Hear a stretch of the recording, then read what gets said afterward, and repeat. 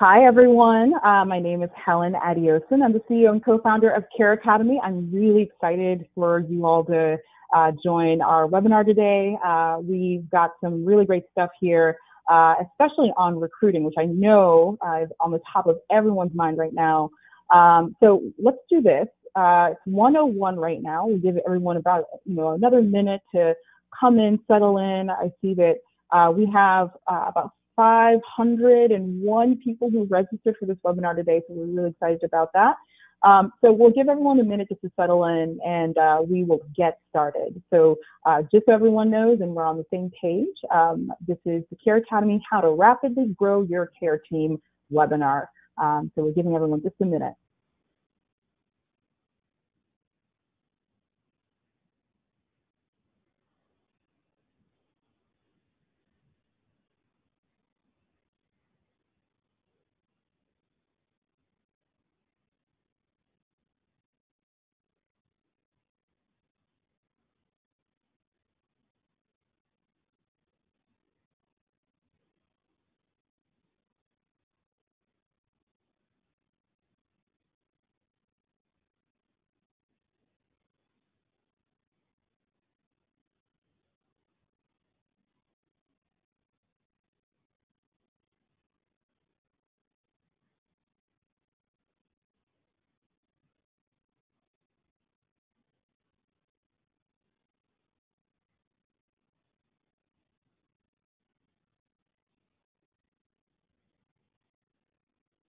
Awesome. Okay, so it is 1:03. We're going to go ahead and get started.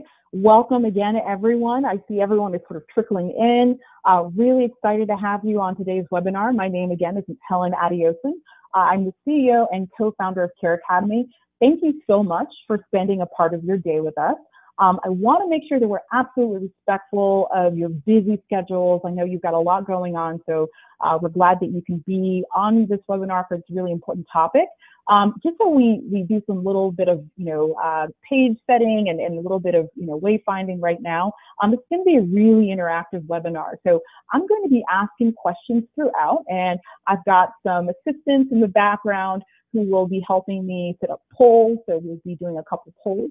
If you can look into your GoToWebinar settings right there, occasionally I'm just going to ask you for a couple of responses. It'll help me get a sense of who's on the phone and make sure we have a really interesting dialogue between everyone. And of course, at the very end, if you look at the chat settings and the question settings at the very bottom, we'll be asking you questions and for your questions, and we'll be answering that throughout the webinar. So I love interactive sessions.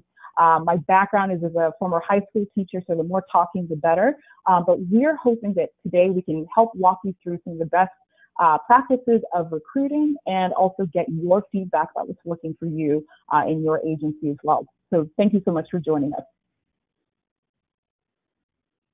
So today's agenda, we're going to keep, pretty light, but also very important and hard-hitting. So we are going to talk through where the home care market is heading. And then we're also going to talk through the caregiver shortage and how we can navigate and best solve for the issues around recruiting. And then we're going to talk about recruiting best practices. We've got some templates. We've also got some best practices from some of the agencies that we work with in terms of wayfinding and figuring out some of the best practices of recruiting that are working for you. And of course, we want your feedback. That's going to be absolutely crucial to make sure that we're on the same page. We're going to review some of the data on where the industry is going, and we're going to talk about the caregiving shortage and ways you can successfully recruit caregivers. But first, I want to make sure that I get a sense on where everyone is with their home care agencies and with their business. So I told you I love interactive webinars, so I'm going to already pull out the first poll. So just so we can practice, we've got a poll open right now. What I would love to know from you is how many caregivers do you need to hire each month, right? I'm sure you're having recruiting meetings internally. You're talking with your nurses. Do you need 1 to 5, 6 to 10, 11 to 15, or 15 plus? Tell me, how many caregivers do you need to hire each month? The results are coming in. Thank you guys, really appreciate this. All right. So it looks like, based on our polls, it looks like 33% of you have to find 6 to 10 caregivers each month. And then 15 plus, some of you are saying 15 plus caregivers is what you need to find each and every month. So, let's now talk about where you all are finding your current caregivers and what's working for you right now. So let's go ahead and open up the next poll. What recruiting resources are working for you right now? That's the next poll that's up. So is it general job sites, your Craigslist, your healthcare specific sites, the MyCNA Jobs, the nurse.com or the care.com? Is it your website or your Facebook page, social media, career, job fairs, or just word of mouth referrals, good old fashioned word of mouth referrals?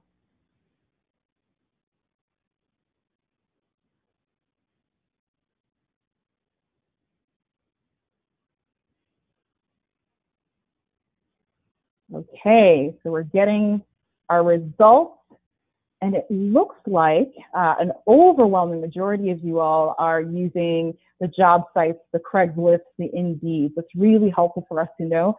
And then it looks like in second place, we've got word of mouth and referrals. So word of mouth referrals. So if word of mouth and referrals are working for you, it's what we really want to drill into is how to get even more of those, right? And so a lot of that relationship building that comes from getting word of mouth referrals, that's what we're going to be talking about today as well. So thank you so much, guys. I really appreciate that.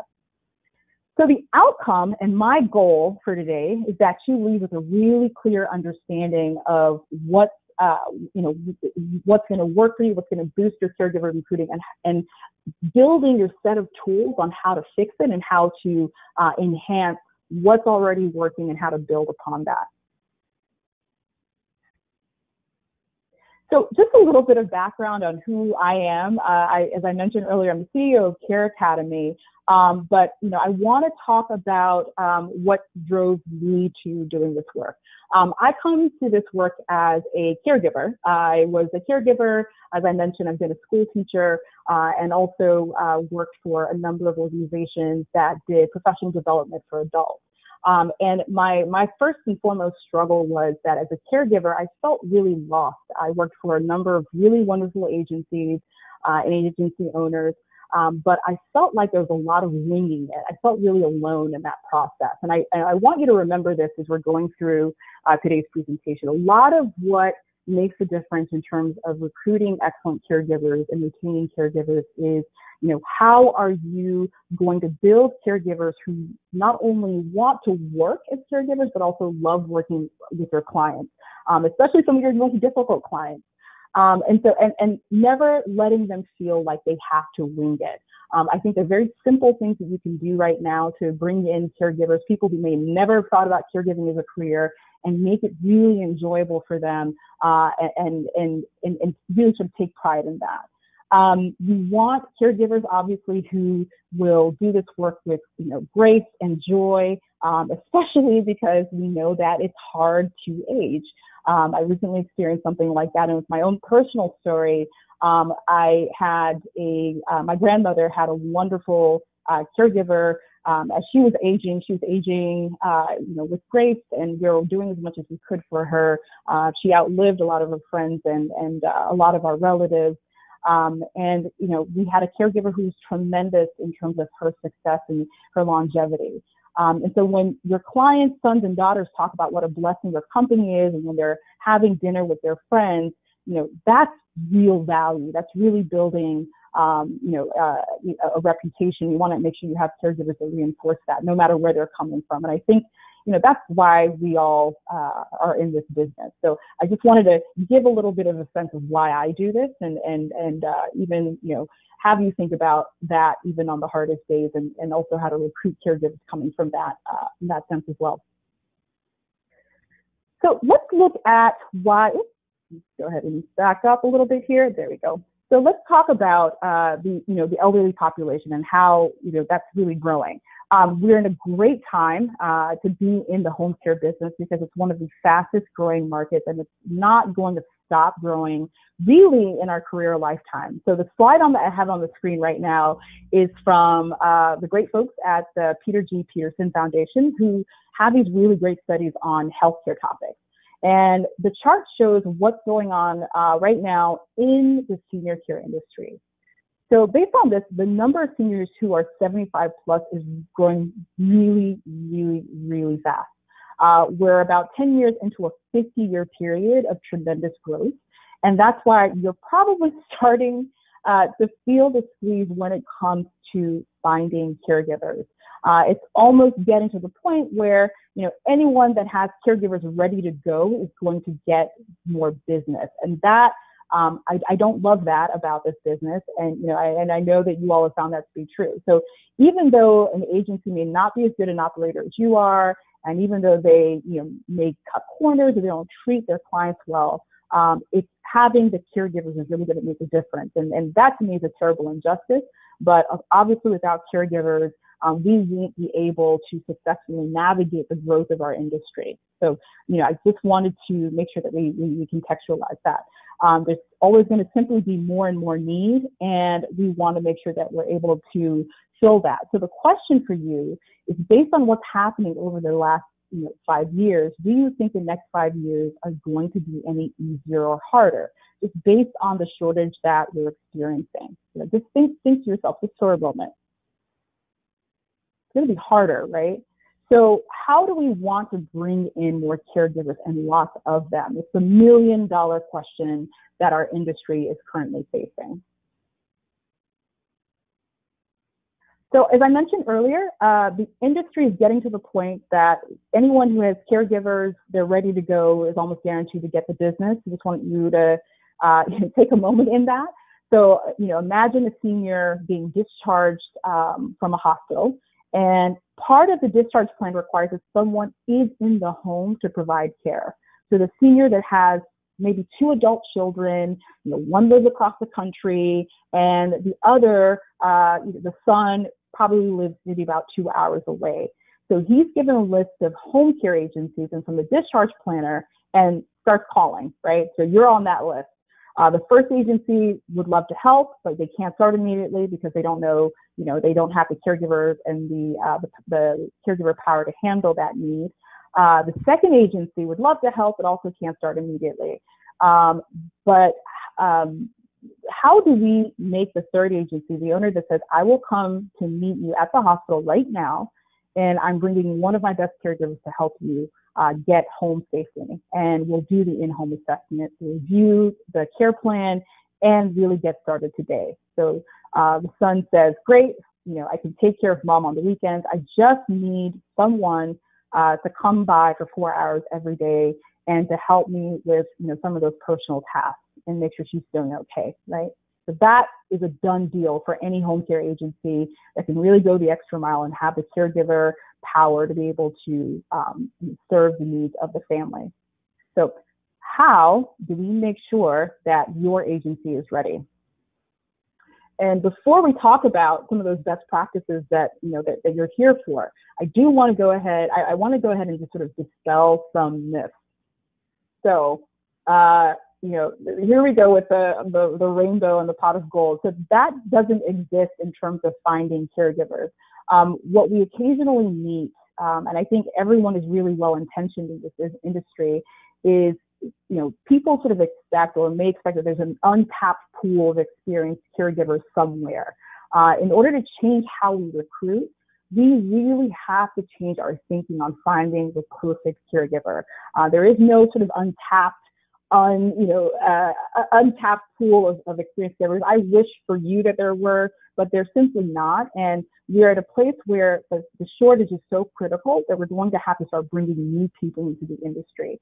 And so that's what we all have to start thinking about. So we're going to reframe our thinking and start from there. So, some of the practices that happen right now, sure, we can try recruiting caregivers from other agencies, or, go to assisted living and try to find those caregivers. But at that point, it's just an arms race, right? We're now then finding caregivers who would sooner leave because the value for them is maybe 10 or 15 cents more per hour, right? But we want caregivers who are loyal to our clients and are loyal to our agencies. And so that's what we're talking about in terms of building value and building new caregivers. So instead, in order to solve the labor shortage, we're going to have to look at two things. Let's start thinking from here. How we need to look at first we need to look at other industries and make sure that we see how they're solving for their workforce and labor shortages and borrow those same strategies and tactics.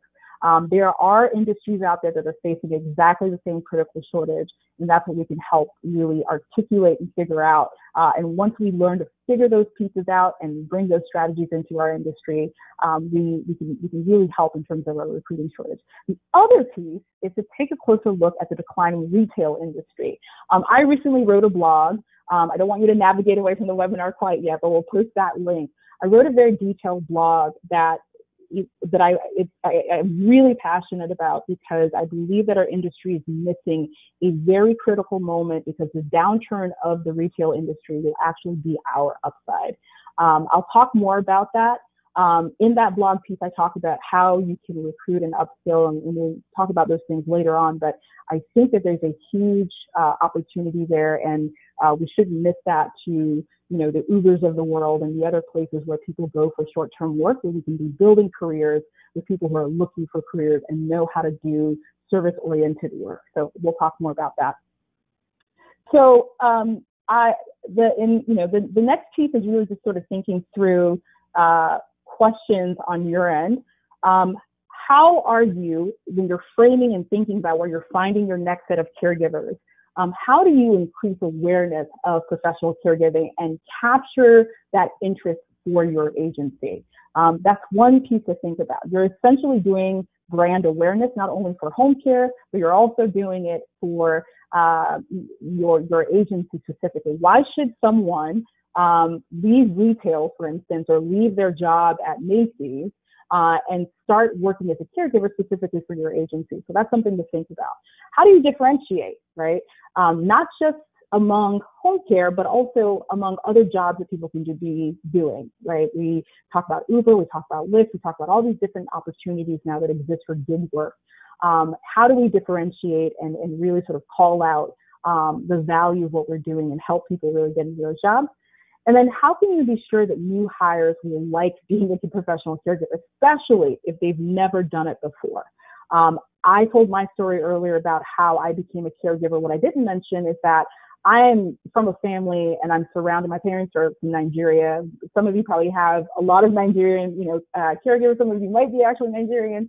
But my parents and most of my family members are nurses. So I knew what caregiving looked like and I knew I loved it.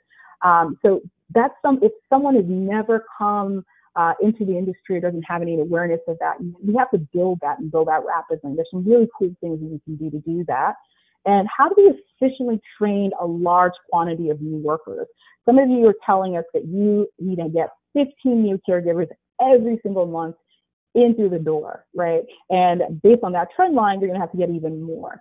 So how do we think about ways of constructing smart, and efficient ways of training people even faster to work with more clients?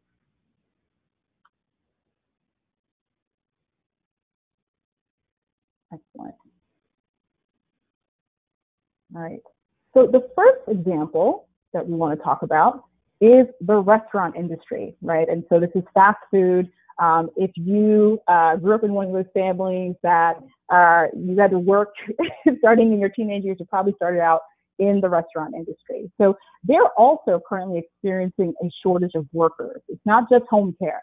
It's a tight labor market, and there's an explosion of all these new restaurants that have made finding and keeping help just more difficult, and that's everywhere. So one fast food CEO says that the labor shortage is the industry's biggest challenge in 2018. It's an opinion that's backed by a bunch of reports. UBS just published a report around it. And that report goes on to say that restaurants with lower employee satisfaction, that sounds really familiar, ratings are especially at risk because every employee you lose is an employee you have to hire and train just to keep up, right? So we're talking about if you're losing some of these restaurant workers, you're not making up the gains, right? Net, you're actually worse off, right? If you're losing a lot more than and you're not able to retain or keep those restaurant workers, right? And that costs a lot of time and money. And so here's really great quote. So in 2017, the National Restaurant Association reported that 37% of its members said labor recruitment was their top challenge, up from 15% 2 years ago. So the problem is actually even more acute now than it ever has been. So the other piece then, with low profit margins, leaving little room to do what most businesses do in tight labor markets, increase wages, restaurant owners are having to find other ways to attract and hold on to workers. So what are they doing to attract new workers and hold on to the ones that they have, right? So how restaurants are recruiting. Let's talk about how restaurants are recruiting. So the National Restaurant Association has begun several programs for high school students. And what that looks like, it's an apprenticeship program. Restaurant work, because I've also done that type of work as well, I'm sure some of you all have as well, is front of house, it's also serving, it's also being a manager. So when a high school student is approached by any one of the restaurants in terms of doing this type of work, they're setting up apprenticeship programs through the Department of Labor and a new initiative that places even veterans in food service. And what I love about this is that the genius here is that you've got restaurants, these very private entities that are working with either local or national level government associations, and they're specifically going in to train high school students. I've seen several sides of this coin. As a high school teacher, I was also part of developing a very similar recruitment program within the high school. And what that looks like, it's really fascinating, is you set up either space within the restaurant or space within, the cafeteria where there's, just a specific amount of devoted time to actually walking through what restaurant work looks like, right? And sort of playing restaurant. I think we all love the idea of make-believe or pretend. We did it as kids. And I think even bigger kids, older students and high school students are really fascinated by that as well. And so that's how the restaurant industry has started leveraging education as a way to bring in and put that little inkling inside the high school students. So in some cases, that means that the employees, or the employers are working hand in hand with the high school guidance counselors, so on and so forth. Because what they're pitching this as is it's not just restaurant work, it's also work that can travel, right? So it's the idea that I'm teaching you skills, not just for restaurant work, but this is the type of skills, showing up on time, showing up and being a professional, cleanliness. Those are things that travel to any sort of job. And so that's the real beauty of how the National Restaurant Association and some of those other groups have kind of positioned restaurant work. So thinking about what I just told you about what the Restaurant Association is doing, I just have a couple of questions for you. So right now, if you and your recruiter, and I saw several agencies where the owner's joining, the recruiter's joining, which is beautiful, that's great. Does your agency currently have a program to reach out to local high schools, community colleges, adult and veteran employment organizations? So we're not talking about the traditional staffing agencies, because we know that those may exist. But are you reaching out, or do you even have a list of these folks and you know who they are? And then this is the next step. Do any of these same employee referral sources know that you exist, that your agency exists, and that you have job openings, or you're looking to create careers for their students or for veterans? That's really the pitch, right? Can they make a career out of working for you? Have you envisioned or pitched it that way? And what you find is that it doesn't take very much effort to get your foot in the door. There's one of my favorite agencies that we work with, and all of our agencies are our favorite agencies. but one of our favorite agencies here in Massachusetts actually has a really great program where, they bring in folks who may be low income, and they offer and provide some training services directly in their offices. And they have a wonderful relationship with the community groups, the sort of city hall, and they've cultivated those relationships over the course of several years. And I love that because, you have to get creative. The result is they have a 400 plus caregiver staff, and, people who have, and I've met these caregivers too, people who've been working with the agency for 30 plus years, right? That's the kind of relationship, that's the value of, reaching out and doing some of those steps, because a lot of agencies aren't doing that right now. So in terms of the action steps, so you say, oh, great, Helen, this is, that sounds wonderful. How do I get started? You'd be surprised how little high schools get approached. In fact, having been a high school teacher, a lot of my work is going out into the community to be found, as opposed to the community coming into the high school to initiate the contact. So these are not going to be as hard as, if you're not already doing these things, it's pretty easy to kind of get going. But identify and contact the high schools and the community colleges and the churches and community centers in your area. As a caregiver, as a former caregiver, what I will say is that you should be using the caregivers in your agency and leveraging them for some of these relationships. Some of them have students in these high schools. Some of your caregivers attend these churches. So using your caregiver staff as ambassadors, all you have to say is you deputize everyone, right? You bring everyone in the room. You say, I deputize you as the ambassadors of, our specific agency. It's a really great way to start having them advertise and do some of that word of mouth campaigning on your behalf. Make a flyer that talks about your company and the fact that you're hiring. In fact, if you stick around, we've got a really great surprise for you all, and something that you can actually use right out of the box in terms of advertising and making sure that folks know about your agency. Get mugs or get something that you can leave the respective administrator at the high school or anyone with, because it says that you're hiring. I often had pens on me from local organizations and local community colleges. And, when somebody asked about something or an opportunity, it came top of mind. So if you have some of those pens lying around in your supply closet, some of that swag, this is a really great way to pay a visit and leave some of that on the table. And then establish a working relationship, even with your new referral sources. This is simple as coffee. At CareAcademy, I've actually established something called my sort of coffee fund.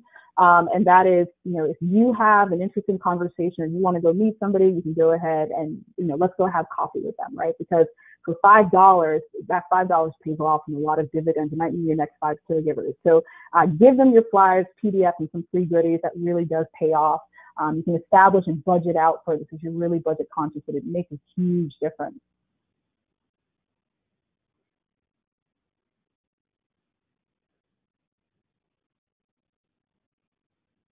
All right, so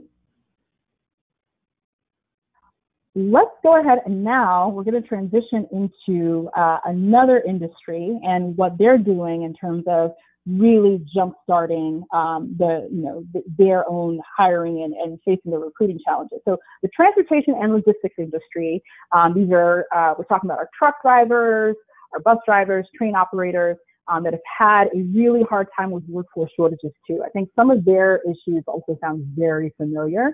So according to Hal Miller, that's the guy who's the president of the Mississippi Trucking Association, he says, today, nationally, we're somewhere in the neighborhood of 40,000 to 50,000 drivers short, depending on where you live, right? So meaning that there are 40 to 50,000 loads, or even more than that, sitting out there on any given day, and shipments that are not being fulfilled because we just don't have the power to do so. So by 2022, we may be looking at about being a quarter of a million drivers short. That's a 250,000 loads not being fulfilled, right? And so if you are, using Amazon or using any of those things, that might mean even shorter, the delivery times are worse, things like that. So the average age of a truck driver today is 52, but the workforce in America is about 42 years old. So what that means is that younger folks aren't entering this industry. And I think that sounds very familiar because if we also look at PHI, so PHI is the Paraprofessional Healthcare Institute. They do a lot of research in our industry and who makes up our industry. And it turns out for caregiving, it's just as bad. The stats are right now they're pretty dismal. So 29%, it's almost 1/3 of the home care workforce is 55 years or older, right? And it's not so much that these folks are older. A lot of our, we work with a whole range of caregivers on up to age 65, 70, right? Home care is about to lose 10% of the workforce. That's what I'm more concerned about in the next 5 years, and another 20% over the next 10 years. So we've got a situation where, demand is increasing over the next 10 years, while at the same time, 1/3 of the home care workforce is actually retiring. So let's do our next poll. All right, you guys ready? So again, let's just fill out this poll and this actually gives us a sense of where we all are. So what percentage of your care team is, 50 or older, potentially looking at retirement? What do you think that is? And if you don't have that, obviously you want to be prudent here, but what does that look like for you? Is it 3 out of 10? Is it 4 out of 10, 5 out of 10? What does that look like?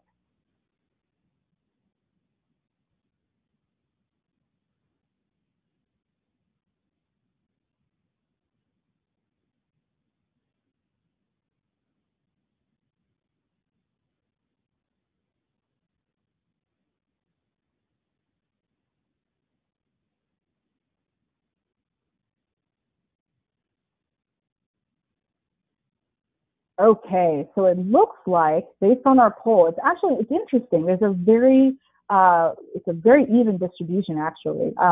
So we've got 22% who say they're, 10% of their workforce, on up to 22%. They're saying that, it makes up about 40% of their workforce. So I'm sure it's really dependent on where you are in the country. So that's really, really interesting that we're seeing this different distribution of people who might have a much younger workforce, or folks who are about, or who are validating the results of the PHI survey.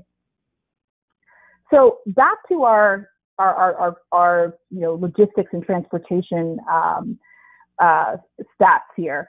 So Brian McCune, who's the operations manager for TNL Freight in Cleveland, says that good drivers are just hard to come by. The ones with good sense, who can handle things that come up without being babysat. So how are they dealing? How is trucking and logistics dealing with their workforce shortage? And again, we come back to some of the stats from the Department of Labor. So because this is such an acute problem, this actually undermines a lot of our effectiveness as a country. The Department of Labor commissioned an administration called the Employment and Training Administration of the U.S. Department of Labor, which is just looking at high growth, high demand industries such as transportation. I would love to see something like this come about for home care. I'm sure that this is going to be something that people are looking at, in light of, some of the reporting out from CMS about the effectiveness of home care. So they've been looking for ways to get more workers into transportation. And on page 16 of the same report, one of the biggest issues that the report points out is the need to clearly communicate job expectations and the realities to new and entering employees by providing things like job shadowing opportunities and pre-employment and pre-training education, right? So what this means is it's not only upskilling or doing this within the guise of training within a high school, but it's also just helping people understand what the nature of the work is. We've done several surveys among caregivers, either within agencies or franchisors, and what we found is the biggest reason that caregivers are leaving within that first 90 days is that they didn't know, even though they went to the CNA courses or they, did training somewhere out in a very, in a nice, clean lab with, some of the bed setup and all those other types of things, that they never really interacted and dealt with sort of people, right? And so they didn't have a full sense of what the work entailed, and it was absolutely critical.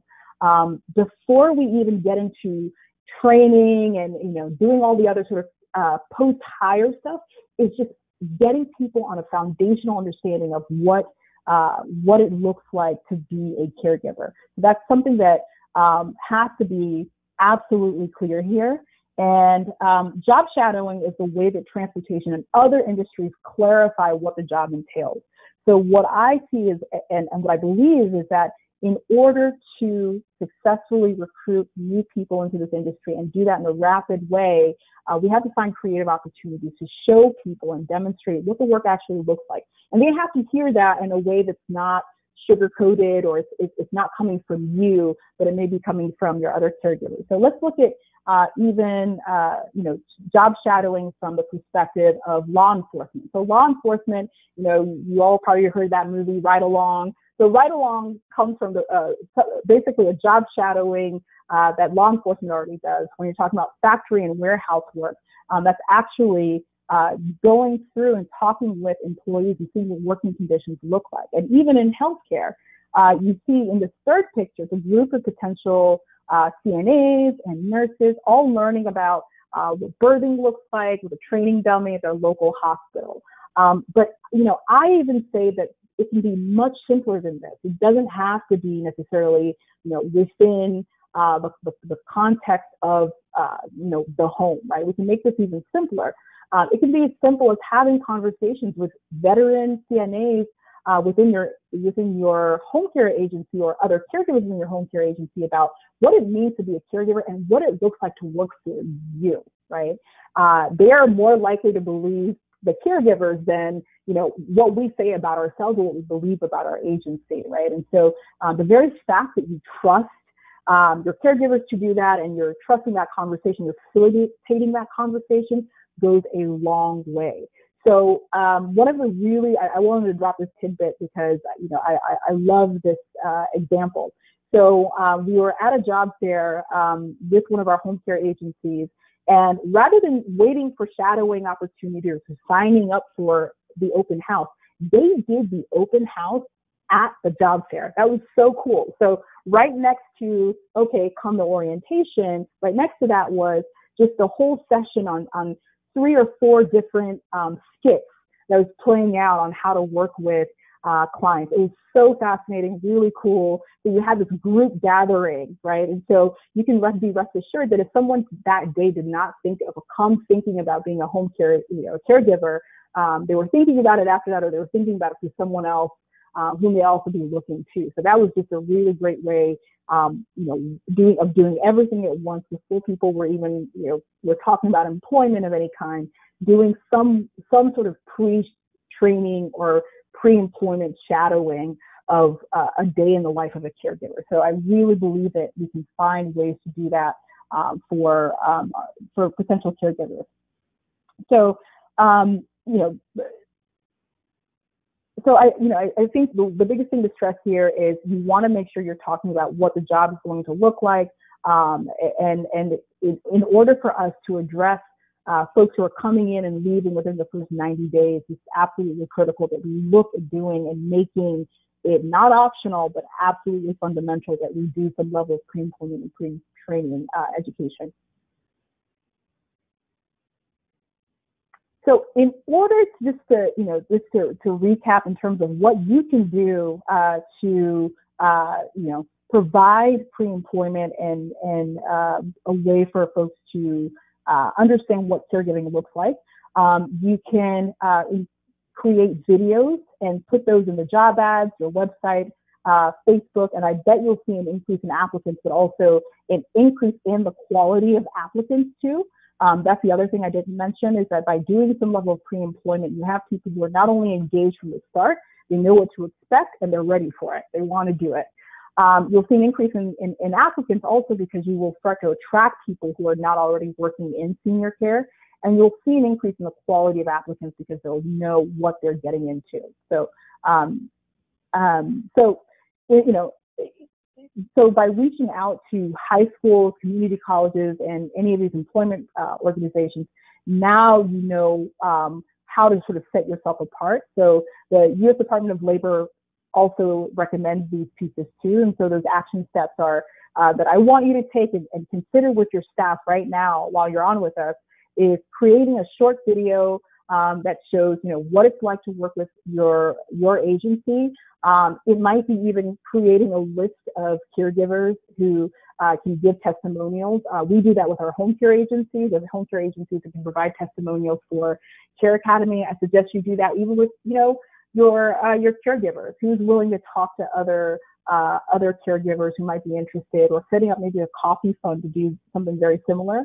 Showing the videos to those potential caregivers. So whether before your orientation, go ahead and send that out. It might be something that you put on YouTube, right? So it works many different ways for you. You can put that in your job descriptions, your ads, your Facebook page, and you're also sending it out to potential applicants.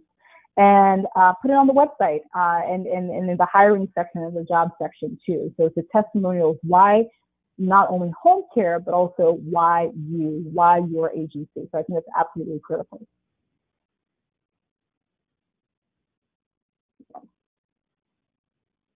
All right, so let's go ahead and talk about Walmart case study. So Walmart is actually the nation's largest employer. So in fact, they're so large that Walmart alone, I didn't even know this, right? This is actually one of those things that like stunned me. That they're so large that Walmart alone is larger than the next 5 largest employers combined. If you knew that, that's awesome. I had no idea. So, you know, the Wikipedia stats on how large Walmart is. Let's take a look real quick. So that's how big Walmart is. It's you know, the globe, 2.3 million employees. So that is insane to me. And, you know, Amazon is the largest internet retailer in the world, and they're not even, you know, they're distant sort of second. And, you know, you've got Kroger, they own, you know, 3,000 large grocery stores, but still, you know, not nearly as big as Walmart. So the average age, the other thing to consider here is that the average age, wage rather, at Walmart. So this is actually the job page at, you know, Walmart.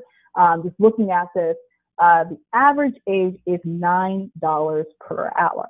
So when you think about what company in the U.S. is the best recruiting, onboarding, and retaining workers on average, at 2.3 million workers and paying at $9 an hour, it's Walmart. So based on this, I just want you to, you know, I'm going to leave this page up. Let's take one more poll.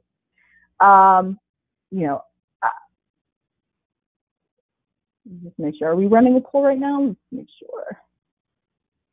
Oh, got it. Okay.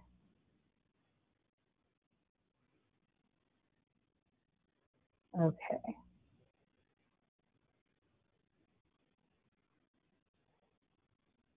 Okay.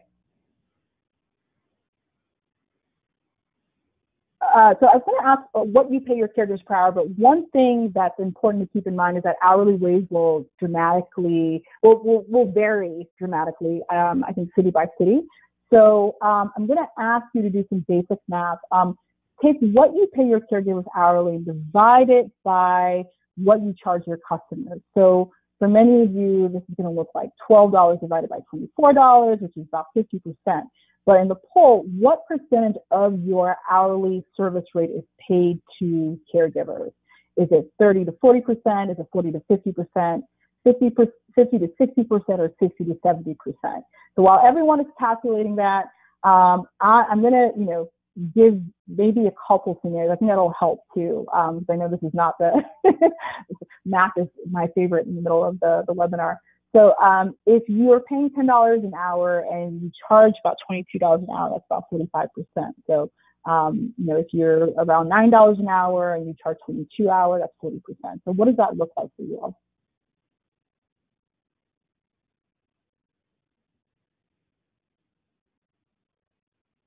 We'll just give that a second.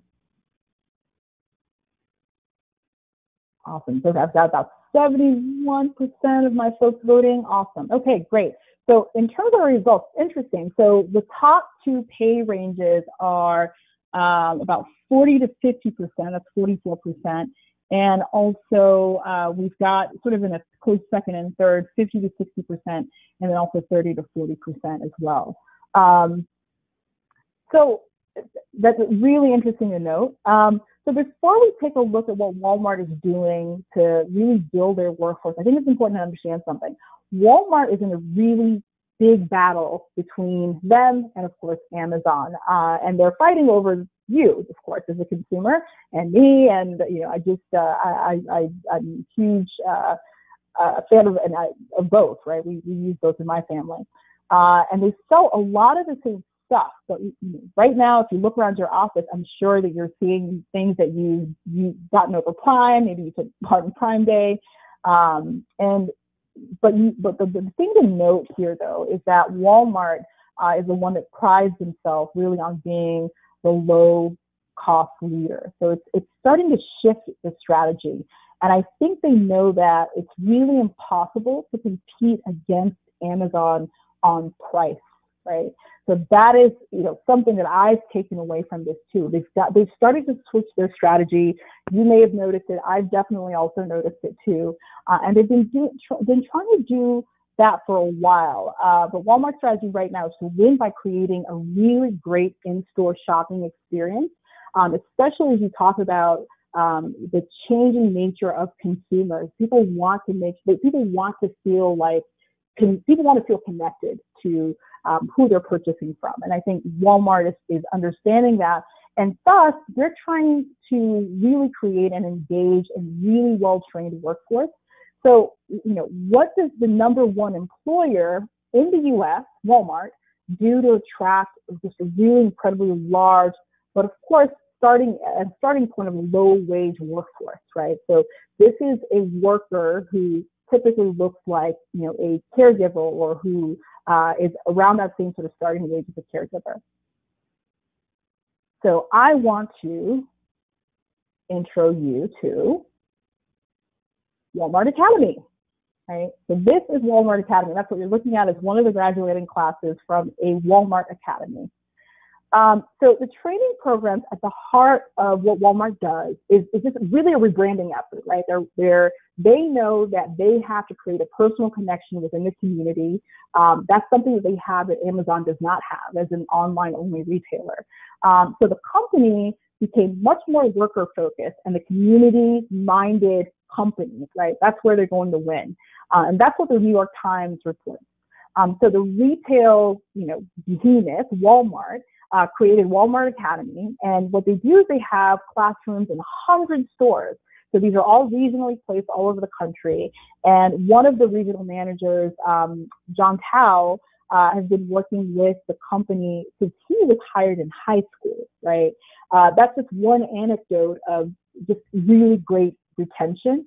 You're talking about folks, and I have friends who worked at Walmart who 10 years ago may have started as cashiers, but are now you know, part of the regional corporate offices, right? And so that lends itself to having a strategy that's not only good at recruiting just to do the job of the moment, but then also Walmart Academy, what they've become really great at, and I want us to make sure we keep this at heart, is that they say you may start as a cashier right now, but if you stick around with us, we can make you X or Y. You can be the manager, you can be the regional manager, you can be the director of the division, you can be the grocery manager, right? So they're aiming at creating a better and more consistent customer experience. And so the skills training just really increases productivity, confidence, and just overall job satisfaction. And you know, in terms of, is it working for Walmart? Just remember how I said that they have those 100 training centers across the country. That statistic was from April 2017. So as of April 2017, they are, you know, they've had their 100 training centers. And now I'm going to show you this.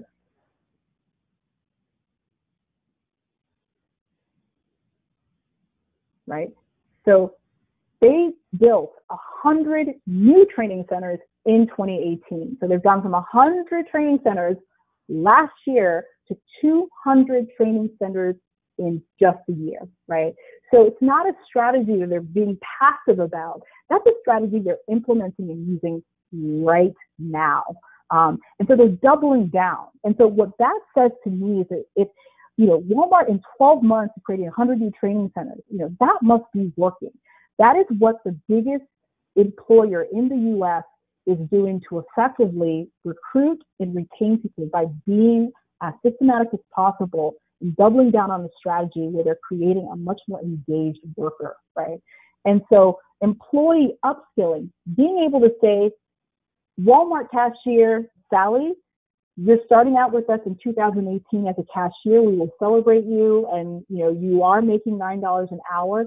But if you stick with me, here's the plan, and here's how we can get you to holding even more responsibility within Walmart, right? So how do we take something that's effective for the largest employer in the U.S. and effectively apply that to our home care agencies? So if you want to grow your business, the lesson here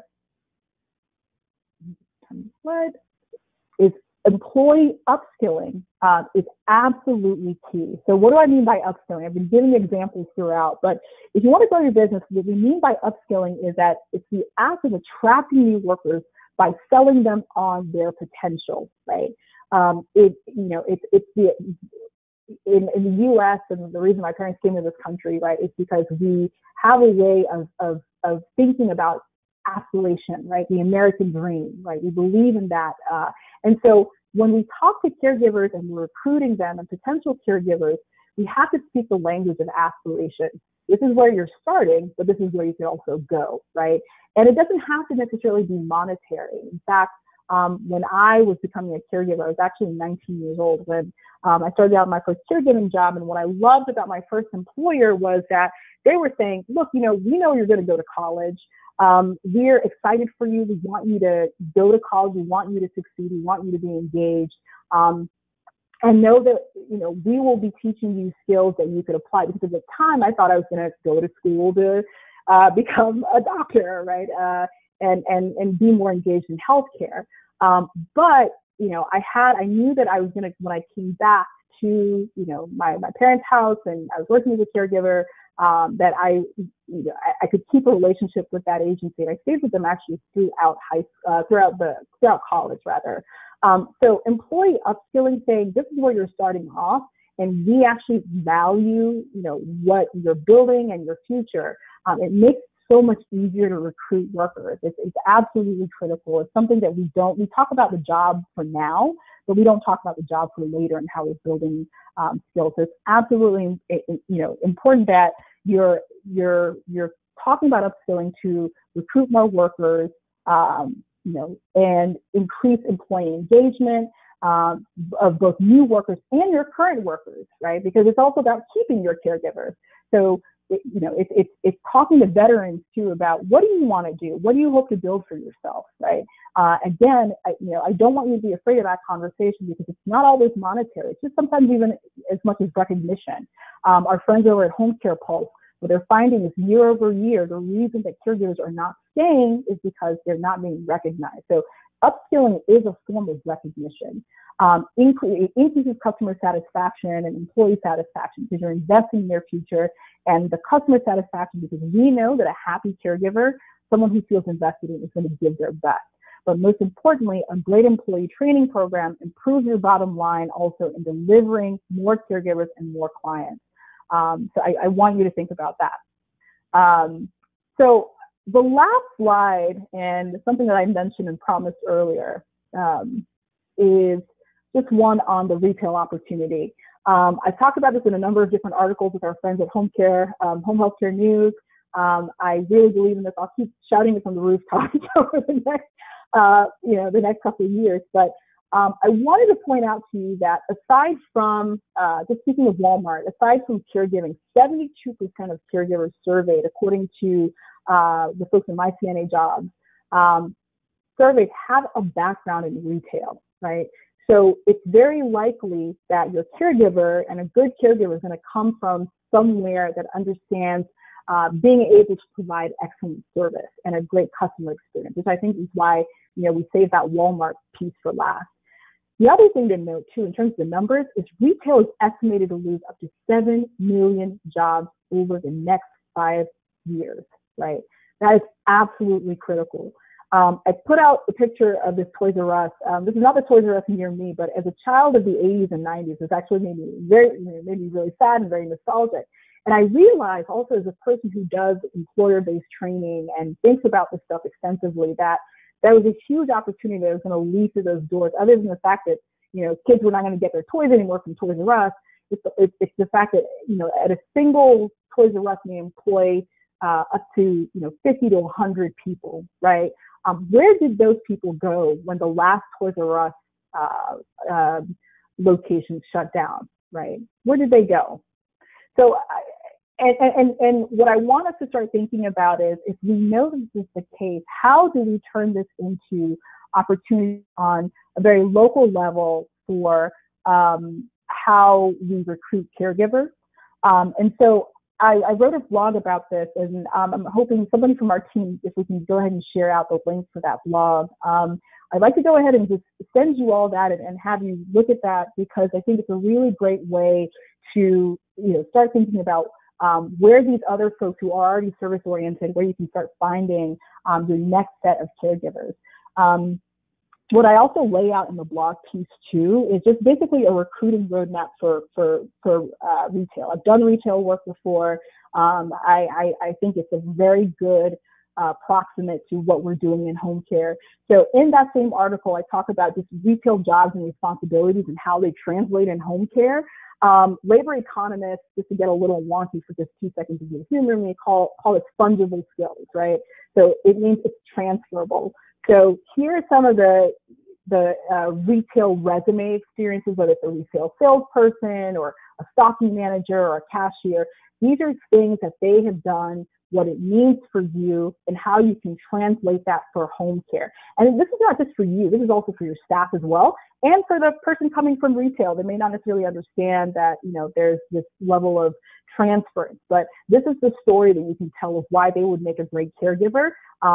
If going back to this slide of Toys R Us, if half of the people who left this Toys R Us went to Uber, because Uber has national commercials and is, talking about about the flexibility of the work and all those other things, this is how you counter that narrative. This is how you get your narrative in front of retail workers and translate what it means and how they can continue, their level of detail orientation and customer service skills, and really kind of win over folks into home care as well and make that translate. So I talk about that more in the article.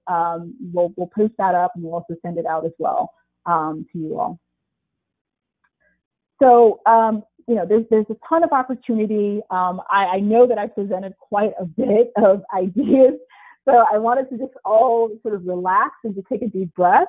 There's a lot of information. I really appreciate just all of the folks who help us inform some of the best practices. So just to recap, right? I'll take a deep breath and then the recap. Oh, let me just actually go back here. So the recap. So we took a look at where the home care industry was and where it's going. And there's some explosive growth ahead of us. We identified why it's getting harder and harder to find caregivers, and how we need to start looking outside of the industry.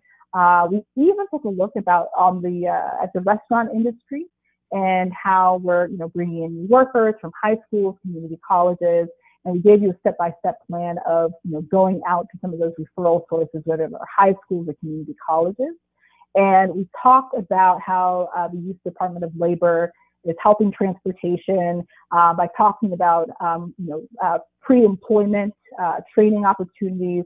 Talked about how you can do that, and the proven skills. We've proven that the skills of training, like Walmart Academy does, provides some level of provides an increase really in productivity and the confidence of the workers, and just building up the knowledge. And we also talk about the opportunities to transition caregivers from retail to home care. So with all of those pieces in place, we believe that success will follow. It's really going to be about using the resources that are available in your community, and also the resources called your current caregivers, and leveraging those caregivers to provide pre-employment training, speaking with other folks on your behalf, and providing really creative ways of building partnerships so that you can recruit those caregivers. If you're going where everyone else is, you're going to get the same people. But if you're opening up new opportunities, that's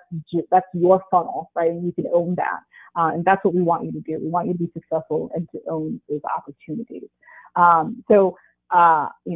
understand it's quite a bit to start thinking sort of about these new opportunities, but I think it's a really great way what we try to provide in the webinars is a really great way to start off.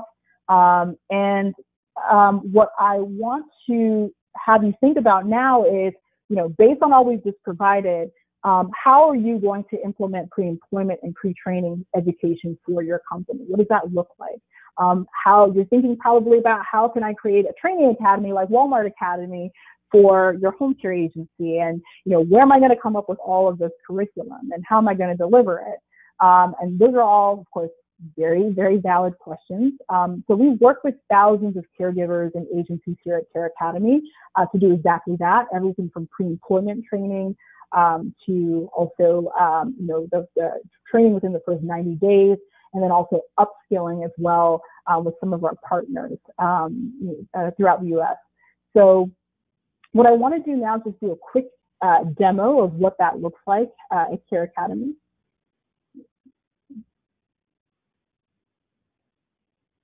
All right. So what I'm going to show you now is our way of doing that pre-employment training. So here you're looking at our dashboard. And so within our demo dashboard, you can actually put in caregivers for pre-employment training, as well as employment training. And veteran caregivers have the opportunity to explore different tracks and different avenues.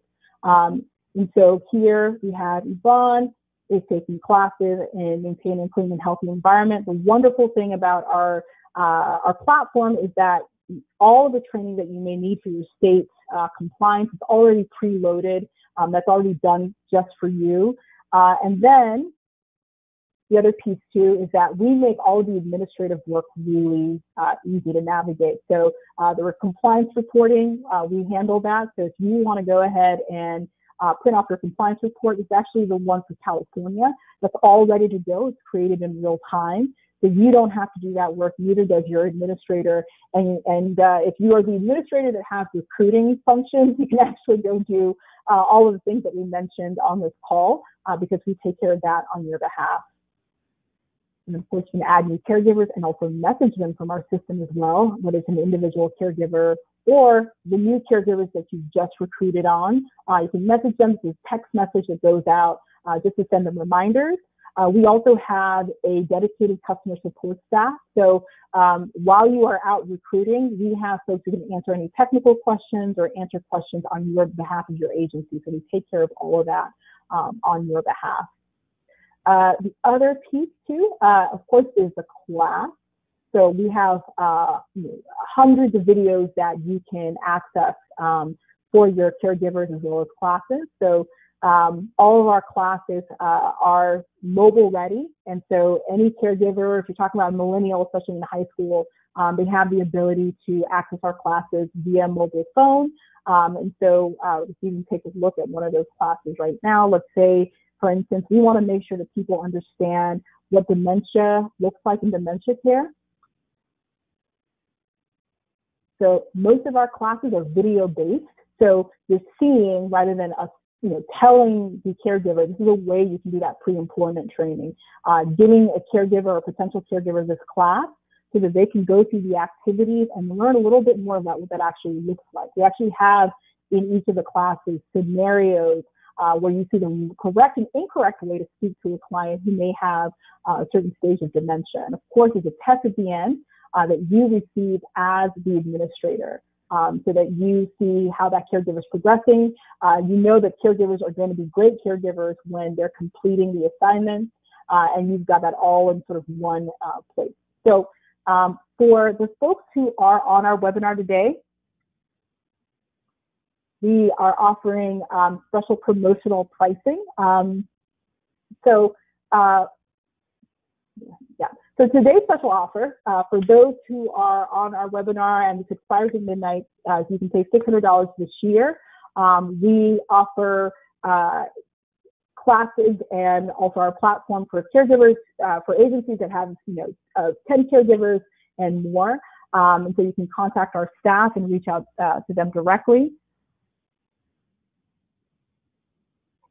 And in order to access this discount, you can sign up now and save $600 with the coupon code discount50. So if you go to careacademy.com/pricing, enter discount 50 at checkout and apply that discount, you can save $600 on that. And with that being said, I'm going to go ahead and switch over and see if we have any questions.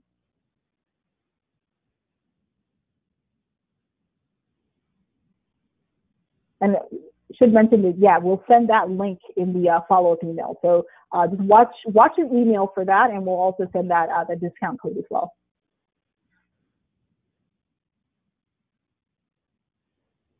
All right, Chris, can you let me know if we have any questions?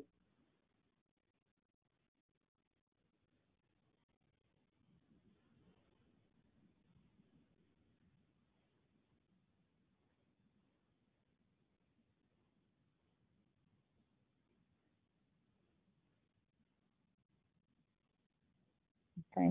So one of the questions that I talked to agency owners about, what we provide and how to sort of do some of these things that we've talked about in these strategies. And one of the questions that comes up is, I know that there are all kinds of safety concerns about approaching high schools and things like that. Who should I contact? Having worked at a high school, the person that you might want to reach out to first is the guidance counselors. That's going to work in any level of education, especially, high school and post-secondary. They're looking for you. A really great way is just to call the front office and see if you can schedule a meeting with a guidance counselor or anyone who does sort of career partnerships. Most high schools also have vocational education as well. So that's something to also keep in mind.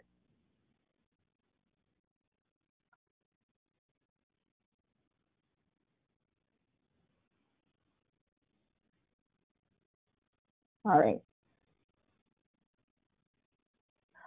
Do we offer classes directed towards administrative staff? Yes, we do. Great question. We do, and we're also growing out that library. And so our classes are going to talk about, preventing sexual harassment and, other sort of administrative functions. We're building out that aspect of our library as well. And so we can definitely help with that, whether it's, talking and managing with caregivers or professional expectations, or doing some of this conversation around recruitment and upskilling. So that's something that we're working on right now. We do offer, preventing sexual harassment, as well as some of the other, admin level reporting requirements and things like that. So I've gotten a question. So Helen, I'm in California, and the hardest thing so far is getting caregivers that are already registered via the California Home Care Aid state registry. Very familiar. And how do we find those caregivers and recruit them? Reinforcing that we need to bring new people into the industry because there's a shortage. So are you saying, just let me clarify too, and Chris, if you can help me sort of, work with me here. Are you saying that it's hard to get them registered once you found those folks, and because the California Home Care Aid state registry is just like a big roadblock? Is that what you're saying? I just want to make sure. Okay, I see. Okay. So if you want people who are already registered, yeah, I think that's the other thing too. We found that with these strategies, what you're going to have to do as well is, as you're finding new caregivers and you're bringing them in, you will have to help them also register. Some of our largest agencies within the state of California, and so we're talking about 200, 300 plus caregiving agencies are really thinking through the first 30 days of their caregiver's experience. And so, that is getting them trained, bringing them in, and then also doing everything from live scan and everything else that needs to be done in order to get that caregiver sort of cleared through, and some of that initial hand holding, right? Because if you don't know about some of those processes that are particular to California, you don't know. I think that if anything, you're going to also have to kind of lead people through the registration process. So our largest agencies often find that that's the case. So some of our biggest agencies are actually doing the training, in-house, up to some level of CNA certification alongside our classes, and then also walking them through the registration process. So I challenge, if anything, it's going to be really hard, especially in California, the density of competition, to get caregivers who are already registered and not working with any other agency. If you really want to, build up and recruit, I would start looking at building a funnel of people who are looking to work within caregiving and need to be registered. So my next question is for applicants in retail. How do you find their transition to personal care to be without them at least having a CNA? So basically, I think what's being asked here is, how are you helping people who may not have done personal care before, really helping them to transition into the idea of doing personal care, incontinence care, things like that, and bathing? That's a great question. So part of that, remember I talked earlier about that pre-employment training piece. So what we do with one of the agencies that we work with is that they may go and try to recruit, among 100 people who are somewhat interested or have heard about caregiving and things like that. So what they'll do, because we offer, once you've got seats available, you can use as many of our classes as you want. We'll say we believe that you should go ahead and pre-assign them the bathing class. So they'll pre-assign the bathing class, and they'll pre-assign all of our sort of personal care and incontinence classes. And so what you're doing with those the classes is, because those have videos on actually toileting and talking through that with real live human beings and actors, it gets really up close and personal. And it takes away, let's be real here, maybe some of that squeamish factor of, oh my gosh, I'm going to have to do this, right? That's the first thing that I would do, is just to say, hey, this is what this looks like. The reason we do videos is because as a caregiver, I wanted to see that versus, slides or someone talking to me about it. I just wanted to get as close as possible. The other thing that I would recommend to, especially with retail workers, this is where job shadowing comes in handy. So if you can recognize maybe 2 or 3 ambassadors within your current workforce who are just great talkers and wonderful influencers, and, pick up the phone, right? So don't wait for the applicant to pick up the phone. After you assign them that class, have the caregiver reach out to the applicant and say, do you have any questions about toileting? Do you have any questions about what that looks like and what that feels like? And they want to hear someone be honest about maybe what it took for them to kind of get over that or get past that. But those 2 things in tandem we find are the most effective, is showing rather than telling, and then in pre-employment, and then also having a mentor or a mentor caregiver kind of talk them through that piece, and then also possibly help shadow them as they're coming on too. So that's what I'd recommend in addition to our classes. Okay. And so in terms of the pricing, so in terms of pricing for 10, 25, 50, 100 seats, and so what you're getting here in the starter package is you're able to train up to 25 caregivers. You get access to our full content library, which is 40 hours of classes, and email and chat support. We pride ourselves on our support. So that means we're answering those chats and not you and your staff. Our most popular pricing is for up to 50 seats. And we find that a lot of agencies fall into, this category. So you're getting everything that falls into this, training up to 25 caregivers, access to our full content library for both pre-employment training and upskilling, with bulk onboarding support. So what we do is we help put all your caregiver and caregiver records into our platform, so you don't have to take care of that, and dedicated phone support. That means that if somebody has a question at 10 o'clock at night, they are calling our team and we'll respond. And for the business package, it's everything else, training up to 100 caregivers, and then state audit support. So for a lot of the California agencies that, are always, worried about what that auditing process looks like, we provide audit support for your agency and help make sure that your training logs are in order and guide you through that process, as well as a branded login portal. So, you have something that looks very distinct of your agency. That's part of that branding that we talked about in the webinar. And then, of course, if you're larger than that, and we work with a lot of agencies who are much larger than that, we're able to help you sort of customize what that hosting looks like, whether you already have something that you want to add on, or then some other integration, with your services too. So that's just overall what that pricing looks like.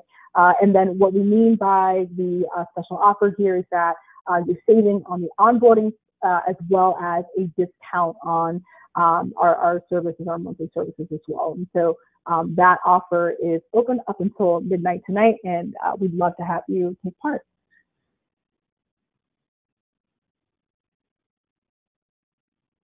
Okay, great. So in terms of the other pieces of this, I'm going to go ahead and walk through the state requirements. So we meet the state requirements of 43 states. The Washington State, we are actually working towards. Washington State has about 120 hours. The curriculum is not quite approved. It's not approved yet, but it's still good. If you wanted to use that as a form of pre-employment, which we have some agencies that do that, you're able to, and then once we receive approval within Washington State, that we're able to do that. And another question that came in, what do you think the skills caregivers need for the future, and how would you screen for that? Highlights. All right. So in terms of the skills for the future, I think, if anything, it's funny because as a teacher, I used to get parents who come in and say, oh my gosh, my kids need to learn coding skills and technology, and they need to know all the coding skills. And I said, I chuckle to myself and then say, even more rudimentary than that. I'm a founder of a technology company that couldn't tell you how to code A from B.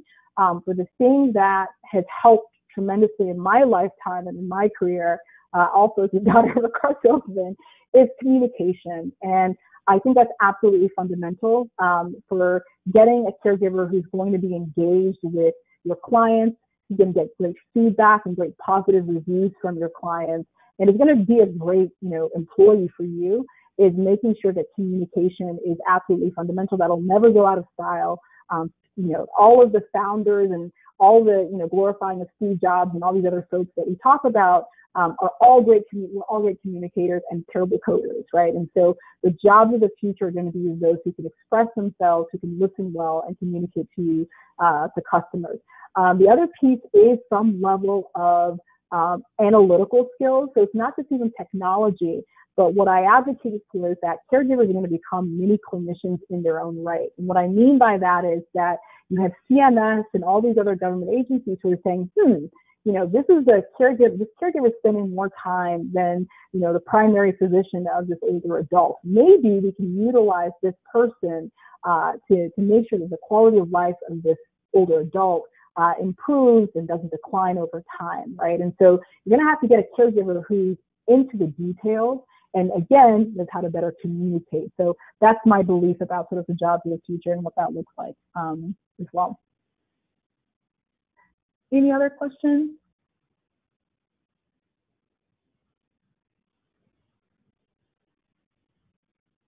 Awesome. Okay, and the course list. Let me just go ahead and,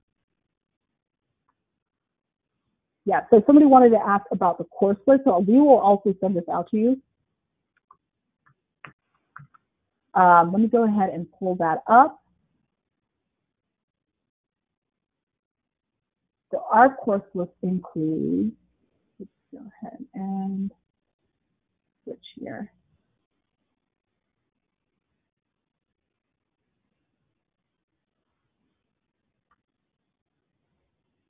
All right. So a course list, we'll also send this out to you as well. So the course list includes, the respective buckets of classes, including introduction to caregiving. So if you're talking about pre-employment skills and all of these different skill sets, it's what is going to be a professional caregiver, communication and communication professionalism, again, highlighting that. And so those classes talk through and walk through some of those important skills that I mentioned earlier, assisting with activities of daily living. So that's going to be a lot of your assisting with bathing, as well as assisting with oral hygiene and some of the things that someone who may be transitioning may not be aware of. And then, managing specific health conditions. I just mentioned that we're looking in, a day and age where the caregiver is increasingly the point of contact of understanding, and observing the health of the older adult. So we want to make sure they have an understanding of cancer and heart disease and Parkinson's and diabetes. And so these classes provide an overview of that. Nutrition and meal preparation, absolutely key. I could barely boil an egg when I started as a caregiver. And so this is wonderful to understand the nutritional needs of caregivers and many, many more. And we'll also make sure we send this out to you as well. Okay.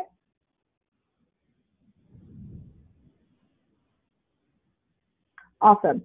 So also by signing up today, we will go ahead and we'll send you out your flyers. So we mentioned earlier on the call that one of the best recruiting mechanisms is going to be a really great flyer, just a way to introduce yourself to your community. We'll send you out that template as well. And I think that'll be a really great start to your recruiting efforts.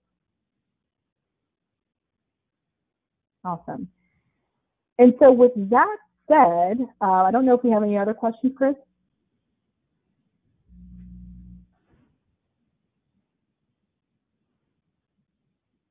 All right.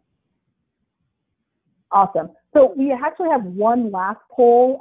If you'd like for a team member to contact you, I think we're going to pull up that poll right now. So one last poll. Let us know if you want a team member to contact you, and then we can talk through, what the options are that are best for your agency, as well as ways you can use use our services. And what it's going to mean is that you'll get just a phone call, just asking about feedback from this webinar, and then also preview some of the courses that we have in our in our catalog, and then go over any sort of options as well. So.